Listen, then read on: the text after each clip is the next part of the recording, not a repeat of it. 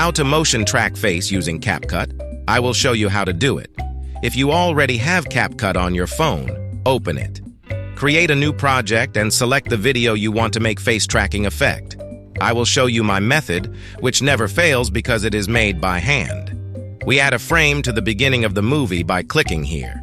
Now, by moving the clip slightly to the right, we add another one, or we can simply zoom in on the video, then the frame will be added automatically.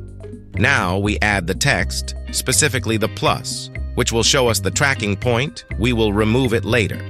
We set our plus on the eye, and this will be our reference point.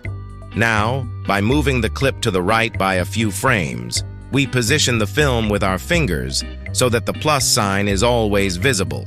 If a frame has been added, we move the clip a bit and put the plus sign on the eye again.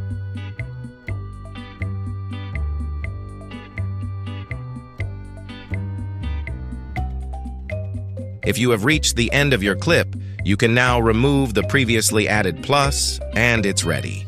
Our clip follows our eye. If you liked the guide, leave a thumbs up under this video and subscribe to my channel.